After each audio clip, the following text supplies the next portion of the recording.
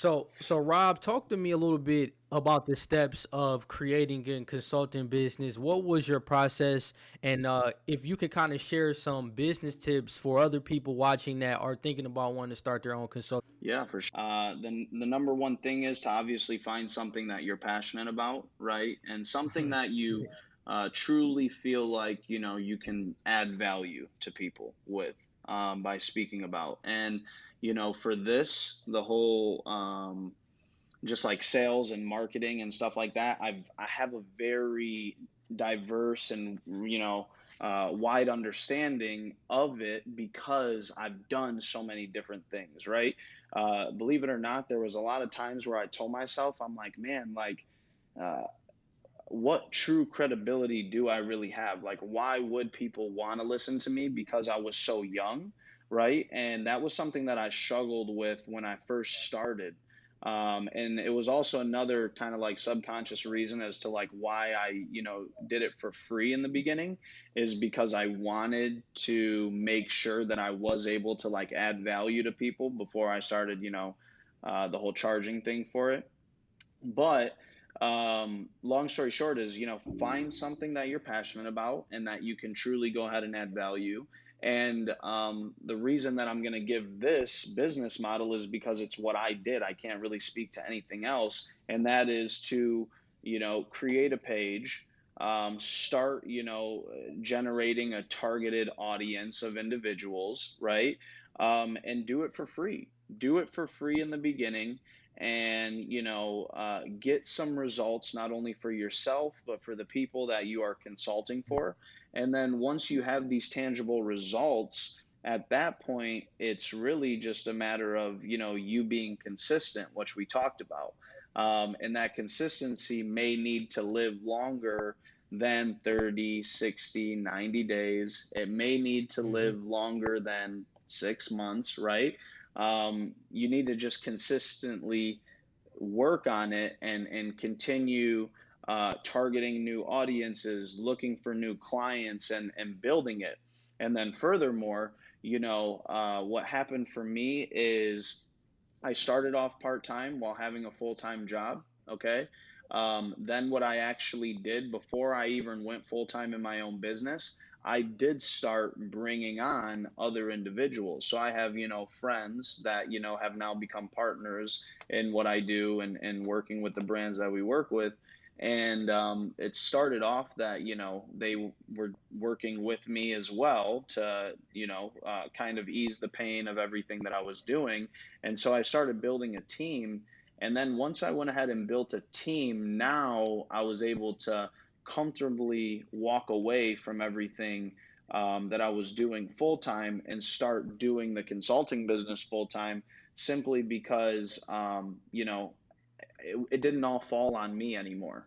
Now I had a group of people who, were also working with me, and thankfully they were Mhm. also, very sharp and skillful and had the right mindset as me and were willing to develop any skill set.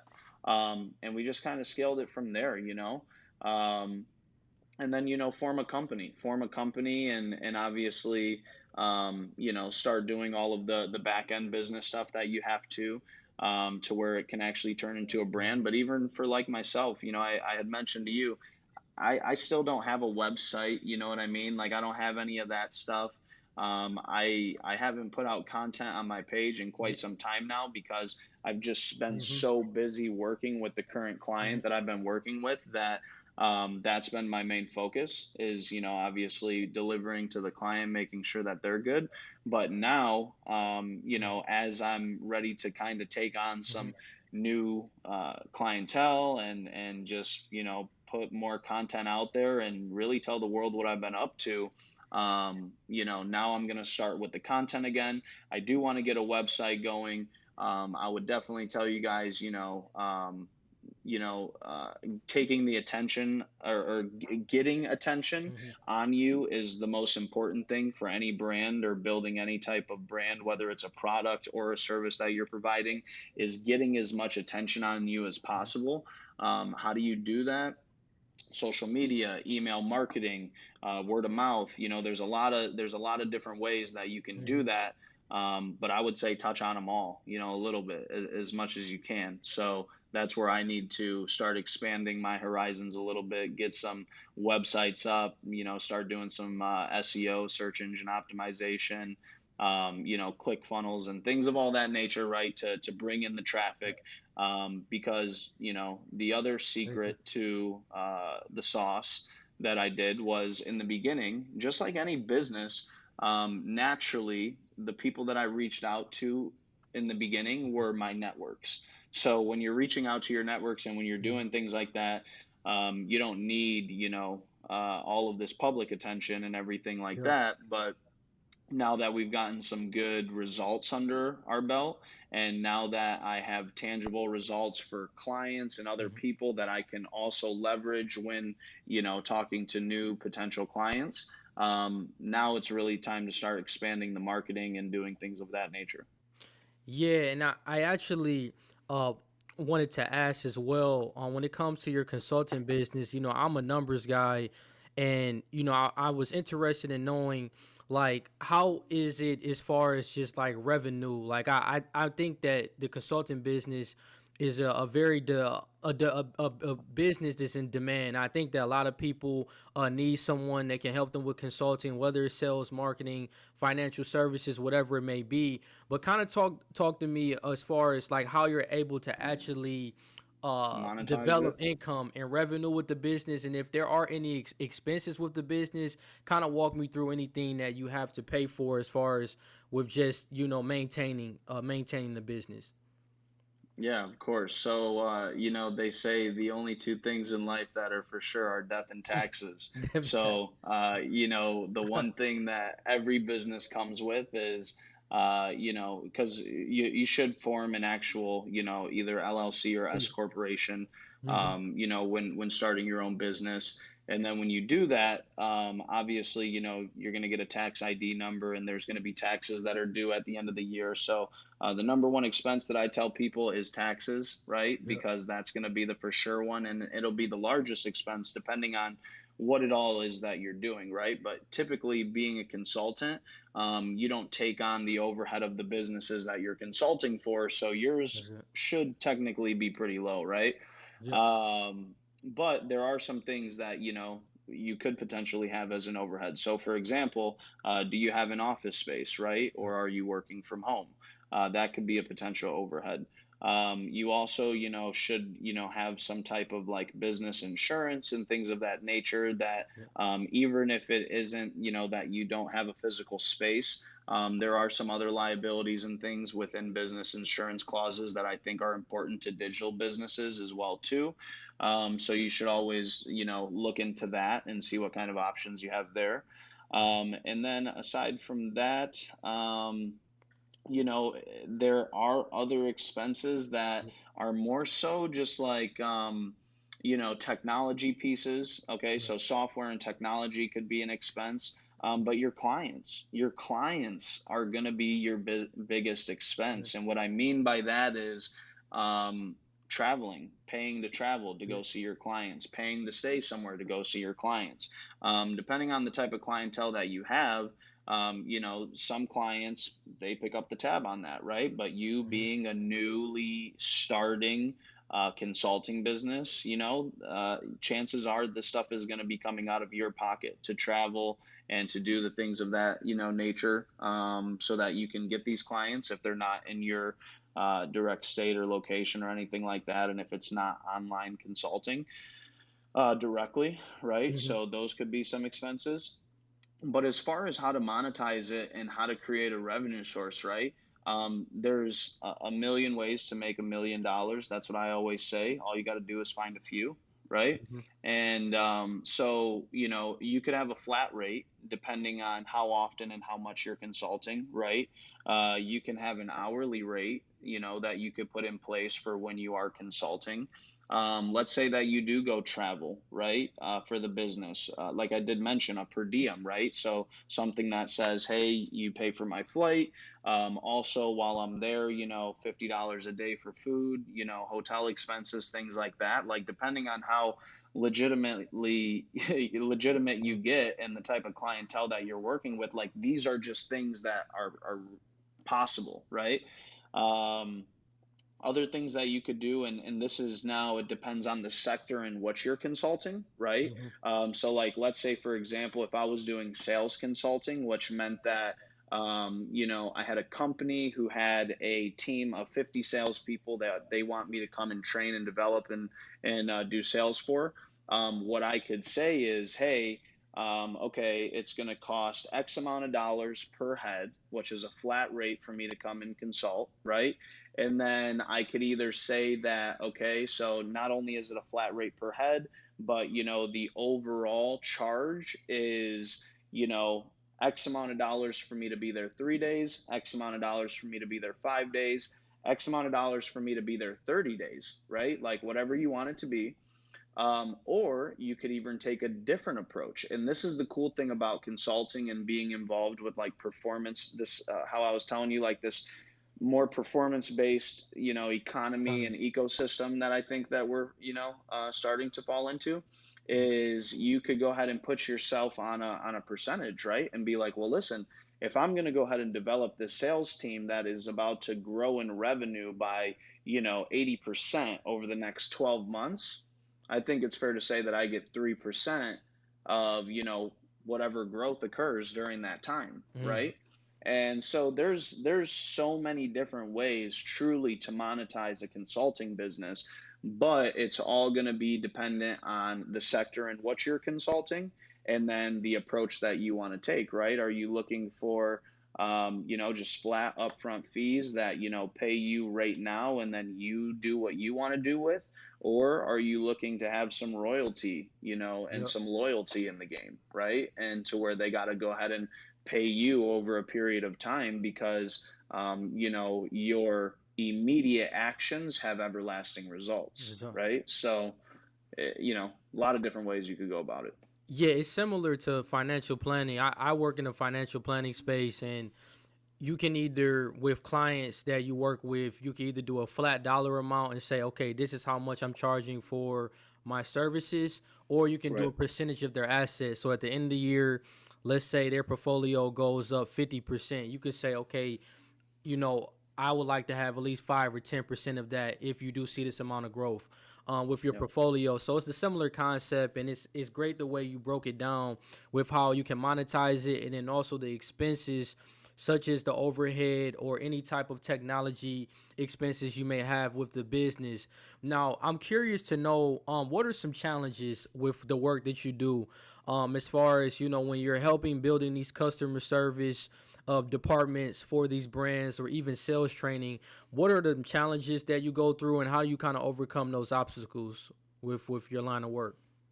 Yeah. So the challenges are just, truthfully, the challenges are, and it's different for every business, but there's going to be a couple. You're going to have compliance challenges, which means, making sure that the things that you're doing are within the industry standard. Okay.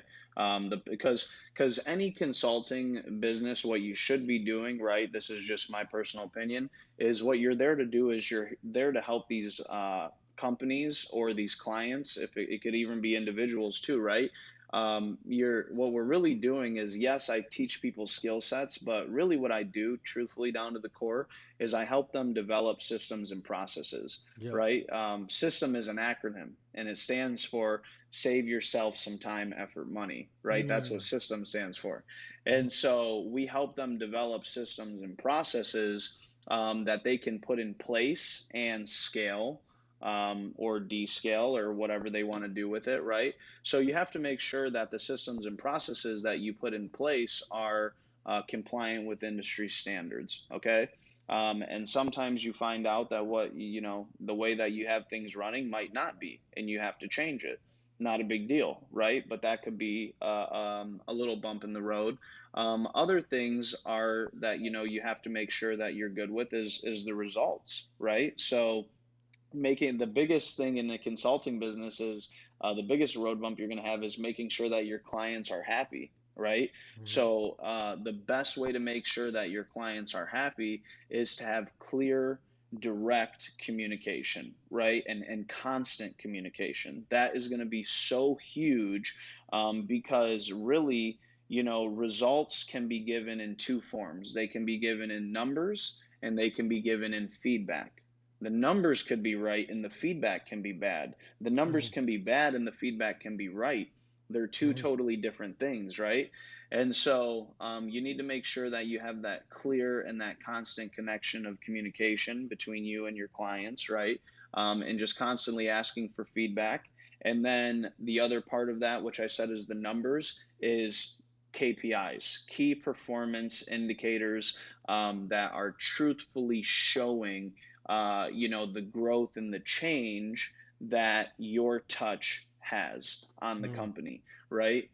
Because there's so many people out there that I think are, they're literally going ahead and throwing shit at a wall and seeing if it sticks. Six. When instead, what you could do, hypothetically, is you could go ahead and like build something against the wall, and then you could go ahead and place the shit on what you built and it'll stay there, it won't fall off because you built something underneath it, right? Mhm. And that is done by tracking. That's done by having these KPIs, that are clear, tangible, just numbers, right? Because at the end of the day, numbers don't lie. Yep. And so the results are going to be in there, and in the numbers will tell you how effective your systems and processes Mhm. are, and then you change those and you make adjustments, and then you put them in place over a duration of time, and if the numbers change, awesome. If they go up, obviously awesome. And yeah, that's just the biggest thing is you can't scale anything, um, that you're not tracking, right? Yep. So how can you figure out, where you are, if you're not tracking it along the way? That's really it's the GPS to success, right? Just It is. tracking. Yeah, it is, man. It's no different when you focus on a goal. A lot of people have, annual goals, but what are you doing on a weekly basis, a daily basis, a monthly basis to get you to that yearly goal? And I think it's the same exact thing that you just mentioned. You're looking at the systems and processes that you're putting in with these brands that you're working with, and then you're tracking those key performance indicators to see how well you're doing and the amount of value that you're bringing to the company. And in result, man, it's just helping you become better with your approach. You're making sure that everything that you're doing is with integrity, that it is providing those results, and it's transforming those companies that you're working with. So I just love hearing that and just your process. Thank you for sharing that. And as we're coming to a close here, I kind of Yeah. wanted to end this on kind of a fun note, and just something that could be educational for the audience. But can you provide some books that have helped you in your life when it comes to your mindset, your skill set? What are some recommendations that you could give to the audience? Yeah. I ironically enough have a whole I bunch seen of you them, grab literally. something at the beginning. I see you were grabbing Yeah, something. well, I was using them more so to set up the camera, but I have these. I have a few of them. So, Yeah. a couple of really good authors that I'll tell people is going to be, Napoleon Hill is Yes. number one, which I know a lot of people have already heard about Napoleon Hill. I totally get it, but Yes. again, there's Genius. something to be said about the guy's work, Mm. and if you are involved in personal development, and or you're new to it, eventually you're going to come across some type of material that involves him. So the number one book is, Think and Grow Rich by Napoleon Hill. Great book. This one specifically is the classic, text, right? The like original version of it. This is the first book that I ever read as far as personal development goes, and all I got to say is that there's a reason that the book is called Think and Grow Rich, and not Go to School and Get Rich, not Work Hard and Get Rich, um, but literally Think and Grow Rich. There's something to the mind, and this book will tell you about it. Um, if you're in sales specifically, I would tell you to pick up this book right here. It's called Never Split the Difference, by Somebody told Chris me about that Voss. book. Yep. Somebody told me Man, about that book. dude, I haven't read it. It's on my list to read, but I heard it's a great book. I heard it's a great bro, book. I'll put it to you this way, right? So the guy was the former the head of hostage negotiation for the FBI. Okay? Dang. To explain what kind of high pressure situation that this guy is giving you information about, and you thought that it was hard to negotiate whether the person should sign up for a gym membership or not, Shit. right?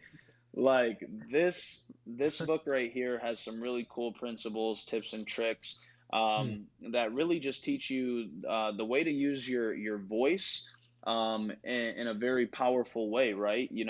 Um, I've heard people say this before, and I love it. They say, the voice is the most powerful tool in the world. It's the same sound that can tell somebody that you love them, but it's the Mm-hmm. same sound that can start a war. And Mm. so if you learn to use your voice in a way, that people want to listen to you and have to listen to you, and then you pair it with the psychology of understanding, really what the person on the other end of the conversation is trying to get out of it, right? It's super important. So that one's that for sales. Um, What's another one I have here? I like this book a lot simply because this is going to teach you Psycho-Cybernetics. Yep. Basically, the concept about this book, right? And I'm going to give you an explanation that doesn't do it justice, so that you have to go read it. But basically, a plane is a cybernetic mechanism, and what I mean by the plane being a cybernetic mechanism specifically is the autopilot. Okay, autopilot is a cybernetic mechanism, and the way that it works is that these planes have a GPS system in them. And whether you're flying from Detroit to Miami, or Miami to LA, or LA to Atlanta, or wherever you're going, right? These planes are programmed to get from where they're going, from where they started, to the destination based on their cybernetic mechanism, the autopilot. It already has all the latitude and longitudinal points imprinted into it, and it's really just taking you there. Now, we've all been on planes before, and every time that you get on a plane, they tell you that, if the seatbelt sign comes on, we may experience some rough air or some turbulence. That's the way that they say it, right? But rest assured, you'll be okay. Just if that seatbelt sign comes on, put on the seatbelt, and we'll make it through the air. And no one thinks anything of it, right? Mm-hmm. Because they're like, everything's going to be good. Well, Yep. what people don't actually know is that in the event that that rough air hits, or in the event that that turbulence hits the plane, what it actually does is it knocks the plane off of its path, right, to the Mm. destination. And so what happens is the plane gets knocked off of its path to its destination. And then what happens is the autopilot, the cybernetic mechanism, kicks in, and it brings the plane back on course. Mm. Because what people don't realize is that if you knock a plane off 1 degree, right, over the course of a, you know, 1,300 or 2,000 mile trip, if you knock a plane off course 1 degree, the plane that went from LA that was supposed to end in Miami is going to end up in New York, right? Mm-hmm. Because of that 1 degree difference over a duration of time. Oh. Okay. And so, what this teaches you is the cybernetic mechanism that is in your brain, which is actually called paradigms, right? And the way that we alter our reality is by altering our paradigms. Mm. And what people will find out is that paradigms die hard, right? They are just like the autopilot in an airplane. And you have an autopilot already programmed to you, and it's taking you to a destination already determined, whether you Mm. know it or not. Okay. And if at any point in time you decide that you want to change that destination, a cybernetic mechanism is going to kick in and try to pull you back. and you have to learn how to break through that cybernetic mechanism or create a new cybernetic mechanism that's going to keep you going to where you want to go, right? There's two different ways to look at it. So that one's cool there. That's deep. Um, yeah, it's That's very deep. good. Very, very good. And then I would say another one, and I'll just throw this one out there, is this is going to be called I Outwitting the read that Devil. one, bro. That's such a You great did? book, bro. Such a great Napoleon Hill is a genius, man. He He's a is, right? genius. This is, I So, mean, that book is really telling you just the conversations that we all have with ourselves, you know, in battling against. The way I interpret the book is we all have this is why discipline is so important, because boom. we have these different influences in life. We have these different things that drive our emotions, and if we're not able to discipline ourselves and have self-control, we end up we end up allowing the devil to get to us, you know, whether it's overeating or just drinking too much, all White of these space different on the things. calendar. Exactly. Yeah, so it's like, man, that it's like he's having a conversation with the devil, and it's just, bro, the Yeah. book is very interesting. It's very interesting, S- man. So I will preface, listen, you have to be careful with this book. And Yeah. that's because again, books are very powerful. So to give you Yeah. guys an idea of why leaders are readers or readers or leaders or whatever it is there's only two things in this world that you can do that will require. Now, I'm not saying that there isn't other things that you can put your full attention into, but there's two things in this world, physical actions, um, that require 100% of your focus. Those two things are reading and writing. It's Mm. why they're so important. If I was to open up a notebook and start writing, okay, and I'm writing, let's say, like my goals or whatever, right? That's what you're supposed to do. You should write your goals. I'm gonna tell you why. But let's say I was writing something else. Let's just say I was writing a letter to the owner of this apartment complex to tell them, thank you for building this apartment complex and how grateful I am and how much I love this space and everything, right? Let's say I'm writing this letter and you start talking to me about the Clippers game last night, Mm-hmm. okay? And I am writing this letter of gratitude to the owner of an apartment complex, but I start talking to you about the 3 point freaking frenzy that the Clippers had Mm-hmm. on the other team. What's going to happen is my mind is going to stop writing the gratitude message and it's going to start writing what I'm talking about the game, because writing requires 100% of your focus. Yep. Furthermore, on the flip side of that coin is reading, and it's the Mm. same thing with reading. So if I sit here and I'm reading, right, and it says my second best trick is second not at all. It is first. If I'm reading this, I can't even be talking to you and saying what I'm saying. You notice how I had to stop talking Stop. to you Yep. to start reading. But am I still reading while I'm talking to you? No, No. because it Right. requires 100% of your focus. Focus. And Mm. the secret, is that anything in this world is attainable in direct proportion to the amount of attention and focus given to it. And so reading and writing are super crucial because these are skill sets that Mm. act or I'm sorry, they're not skill sets, they're activities Activities. that help you sharpen your attention and your Mhm. focus. Yep. And if you can do that over a duration of time, it's very important. So the reason I suggested this book, Napoleon Hill, Outwitting the Devil, is simply because of the word that you said. You guys heard it earlier on in the interview. I'm huge on discipline. That is like my biggest attribute to success. My number one skill set, even above I would say talking and communicating, facilitating, and operating, is my discipline. When I have my mind set on something and I know the course of action that it takes, I will sacrifice just about anything. I will give up just about anything.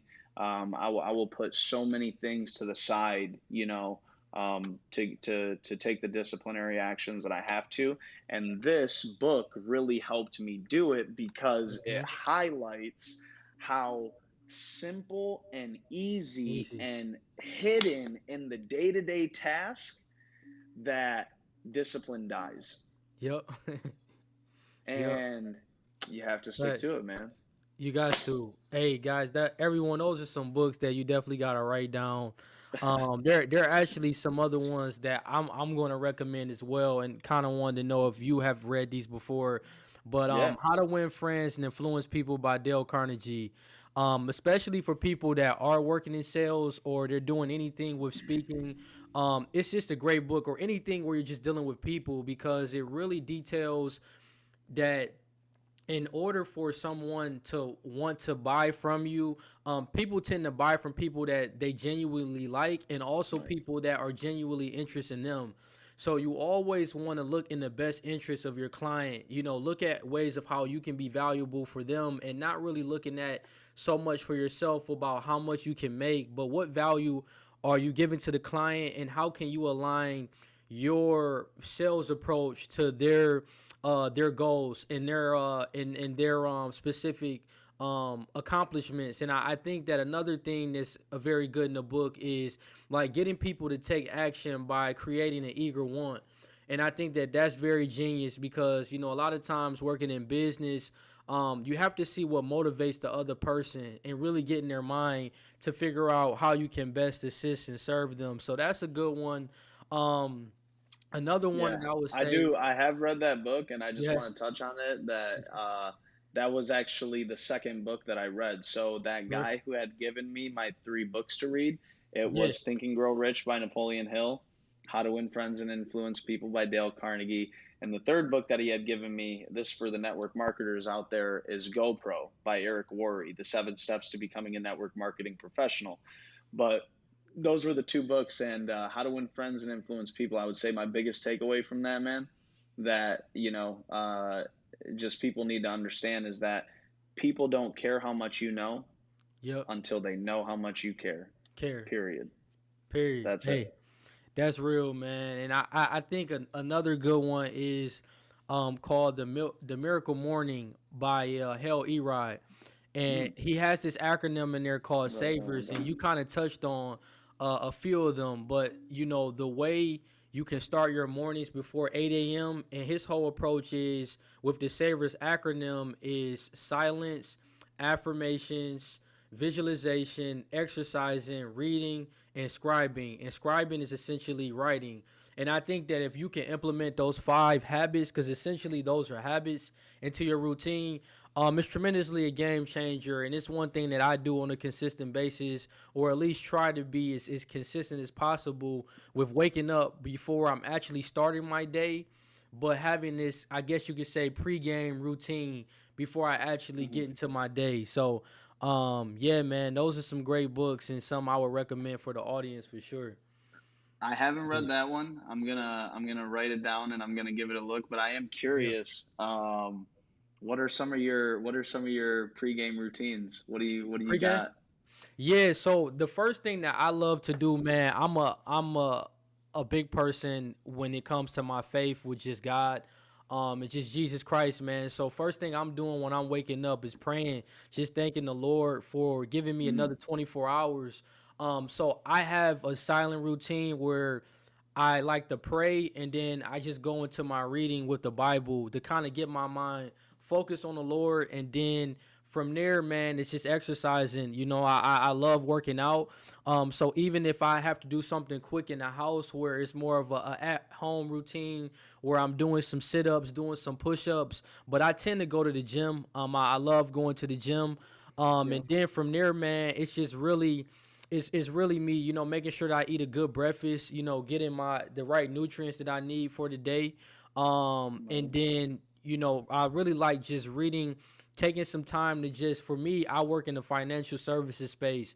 So just reading Okay. on different topics of things going on in the industry that really allows me to take myself to the next level, to making sure that when I'm working with clients, I can give them the best information to help them based on their financial goals. And from there, man, it's really just I wouldn't say with me with affirmations, I really don't have affirmations, but I have a technique where I'm looking over my goals and I'm writing down different things that I need to do on a daily basis to get to that goal. So it's not so much I'm saying, I am great, or I am blessed. I kind of Right, in right, my right. prayer I'm going through gratitude in my prayer, but my affirmations is more of just like writing down things I need to do to accomplish my goals, and that's kind of my routine, man. My I like it. technique and what I do in the morning before I actually start my day. What about you? What would you say for you? Yeah, so for me, I actually I don't do too much of like I obviously wake up and I kind of like say my prayers or whatever. Yeah, Very similar to you, man. yeah, I have a great relationship with God. yep, It's not a religious type background or whatever, yeah, but is what I'm saying is just God and me, like yeah, it's my dog, yeah, like we got a good relationship. yeah, I'm very spiritual. mm-hmm, And I'm grateful that, that I do have that relationship with God. So I yeah, do wake up and I do kind of have my initial, like, gratitude or whatever you would want to call it. But it's more so just like an understanding of, I try to put myself in the mindset of like, okay, listen, like, you got another day, you got another 24, like let's make it count, let's do something good with it, you know what I mean? And then from there, I immediately get up and I am getting ready to go either to the gym if I have training yeah, or going to the office. So if I yeah, have training, I'm going to be in the gym by 6 a.m., right? And if I don't have training, then I'm going to be in the office by 7 a.m. regardless, because I'll go to the gym and I'll train at 6, and then I get to the office by like 7:30. If not that, then I'm going to go ahead and be, to the office by 7, a little bit earlier. But for me, I get up, man, and I yeah, immediately get into my routine yeah, of like showering and getting ready. And I actually will play a audio. There's two things that I do. I either yeah. play an audio from Les Brown, okay, Oh because yeah, he's like Les. my personal favorite. Les is the Um, greatest, man. Les. and most of the time it's actually the same audio. I've been listening to the same audio from him for years. It's a 15-minute audio. If you're ever looking for something quick to just like realign you and re-get you right, again, it's not about motivation, but like sometimes like just like a stinky ass needs a shower, a Yep. negative mind needs some positive content, right? Content. And Yep. so it's called Fear No Evil by Les Brown if you want to look that up, and it's just a good 15-minute snippet of one of his speeches, and he touches on all the points that I think are important and that help me realign with what I'm doing and everything. And no matter how many times I listen to it, it fires me up every Yep. single time. So I have that, or if not that, I'm not gonna lie, I just throw on my Apple Music Yep. and let some of my favorite songs just play. And bro, Yep. I start like singing and dancing in the Listen. shower and just getting the energy up, Yep. man. And just like, you know what I mean? Like today's going to be a good day Yep. type attitude. Yep. And then once I do get to the office, that's when that more so like routine starts, which is I have this notebook that I'll Yeah. actually show you guys real quick. Yeah. Um, Pretty cool here. So I got two of them. This is the writing part, right? So I talked about reading. This is the writing part. So this is what I call a grad pad. Mm. I actually got this from the Proctor Gallagher Institute, and basically what it is to show you guys is it just has 10 lines, right, for Mm. you to go ahead and to write what you're grateful for the day. And then at the bottom, after you write out what you're grateful for, right? So, and I actually do the same thing every single day. I have the same 10 things written down here that I've been writing down for months. And they're the 10 things that just, are the most important to me right now and in my life. And then a little affirmation with them. And then it says, be quiet for 5 minutes, ask for guidance for the day, and send love to three people who bother you.